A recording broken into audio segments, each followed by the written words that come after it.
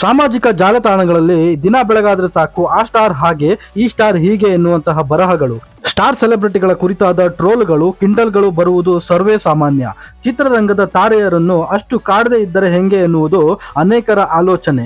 ಇನ್ನು ಇಂತಹ ಸಾಕಷ್ಟು ವಿಚಾರಗಳು ಕಣ್ಣಿಗೆ ಕಂಡಾಗ, ತಮ್ಮ ಕುರಿತು ವಿವಾದಾತ್ಮಕ ಟ್ರೋಲ್ ಮಾಡಿದಾಗ ಅಥವಾ ತಮ್ಮನ್ನು ಹೀಯಾಳಿಸಿದಾಗ ಅನೇಕ ತಾರೆಯರು ಉರಿದು ಬೀಳುತ್ತಾರೆ. ಟ್ರೋಲ್ ಮಾಡಿದವರ ವಿರುದ್ಧ ಆಕ್ರೋಶ ವ್ಯಕ್ತಪಡಿಸುವುದಲ್ಲದೆ ಕೆಲವರು ಕಾನೂನಿನ ಮೊರೆ ಕೂಡ ಹೋಗುತ್ತಾರೆ.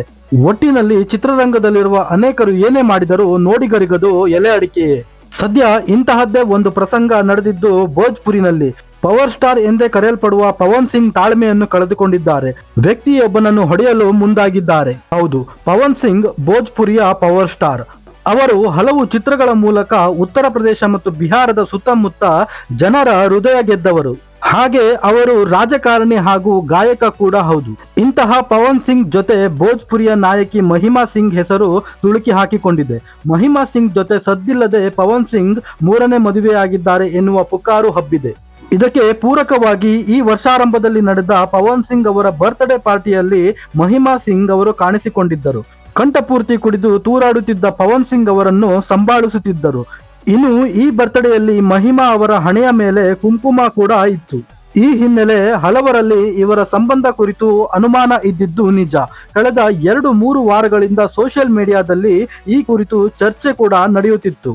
ಹೀಗಿರುವಾಗ ಪವನ್ ಸಿಂಗ್ ಲಕ್ನೋದಲ್ಲಿ ಗಾಯಕ ಗುಂಜನ್ ಸಿಂಗ್ ಹುಟ್ಟುಹಬ್ಬದ ಪಾರ್ಟಿಗೆ ತಮ್ಮ ತಾಯಿ ಜೊತೆ ಬಂದಿದ್ದರು. ಅಚ್ಚರಿ ಎಂಬಂತೆ ಮಹಿಮಾ ಸಿಂಗ್ ಕೂಡ ಜೊತೆಯಲ್ಲಿದ್ದರು. ಕೈ ಹಿಡಿದುಕೊಂಡೇ ಬಂದ ಇಬ್ಬರು ಪಾರ್ಟಿಯಲ್ಲಿ ಹಾಡಿ ಜೊತೆಯಲ್ಲೇ ಕುಣಿದಾಡಿದ್ದರು.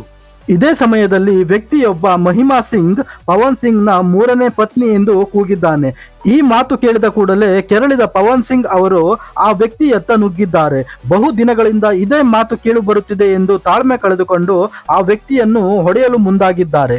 ಆ ವ್ಯಕ್ತಿಯ ಅದೃಷ್ಟ, ಪರಿಸ್ಥಿತಿ ಕೈ ಮೀರುತ್ತಿರುವುದನ್ನು ಕಂಡ ಬಾಡಿ ಗಾರ್ಡ್ಗಳು ಕೂಡಲೇ ಮಧ್ಯಪ್ರವೇಶಿಸಿ ಆ ವ್ಯಕ್ತಿಯನ್ನ ಹೊರಗಡೆ ಕರೆದುಕೊಂಡು ಹೋಗಿದ್ದಾರೆ. ಇದಾಗಿತ್ತು ಸ್ನೇಹಿತರೆ ಇವತ್ತಿನ ಸುದ್ದಿ.